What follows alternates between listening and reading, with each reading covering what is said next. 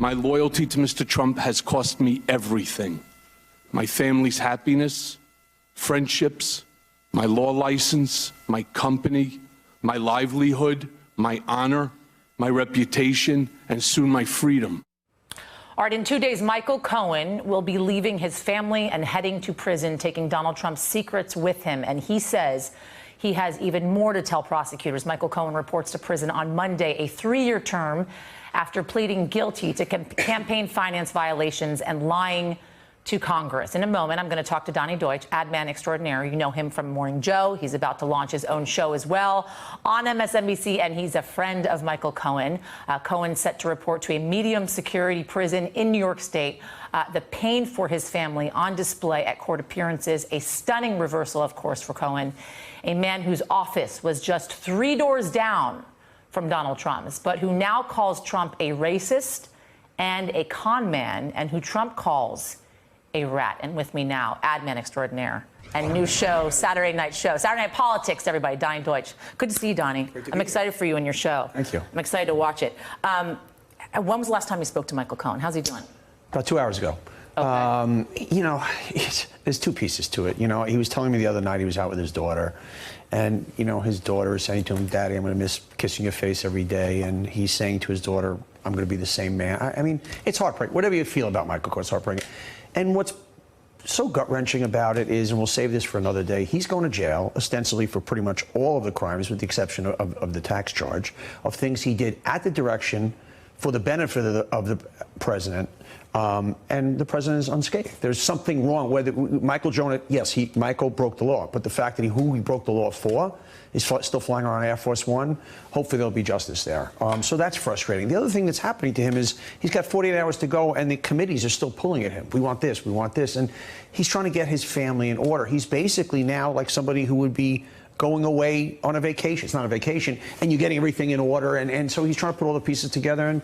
And just as a friend, my heart breaks for him. He and his lawyer, Lanny Davis, have said over and over again that Michael Cohen has still more information that prosecutors want to get their hands on. Do you know what they're talking about? I do. And look, the Southern District has a lot of stuff, and Michael can't talk about it. That's an ongoing investigation, as long as our new Attorney General doesn't squash it with his attitude towards the laws of this country. So there's a lot to come.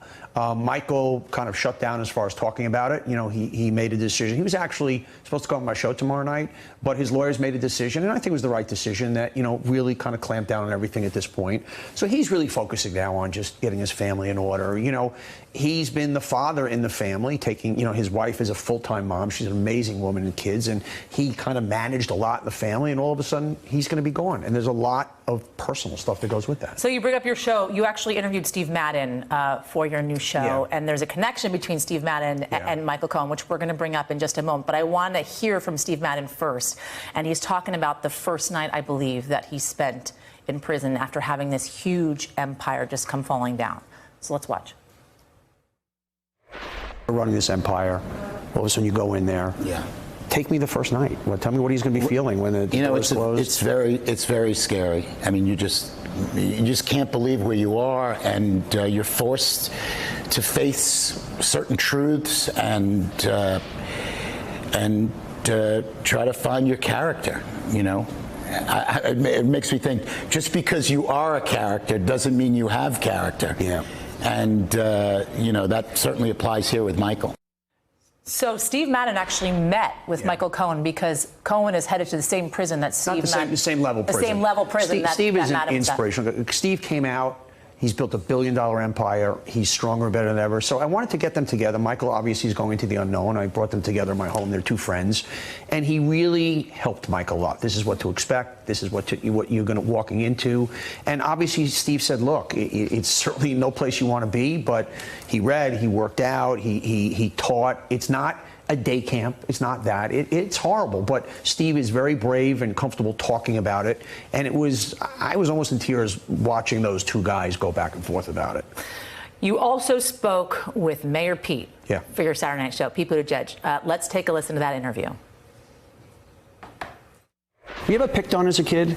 And because you're going to be going up against a bully, and whoever picked on you and what happened, I'd love to hear that story and what you'd like to say to them now.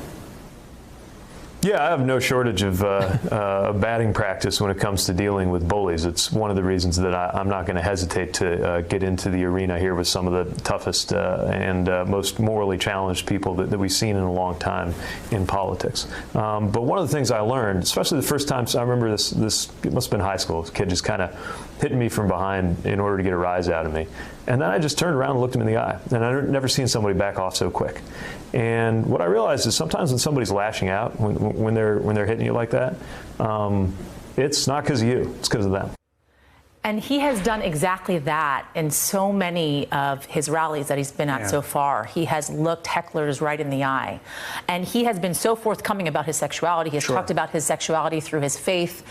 He is a veteran. For so many people, he checks off the list of what a president should be. The biggest challenge he's going to have, and we got into this today because what's gotten him here is this incredible DNA. He's just such a stellar human being, a veteran, Harvard and everything.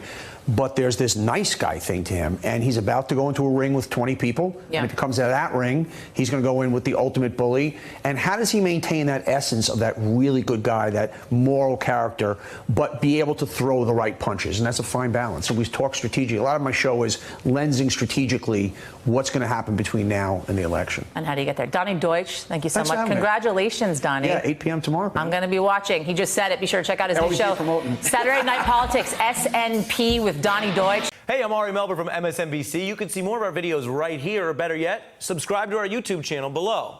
You could have been anywhere in the world, but you're here with us, and we appreciate that.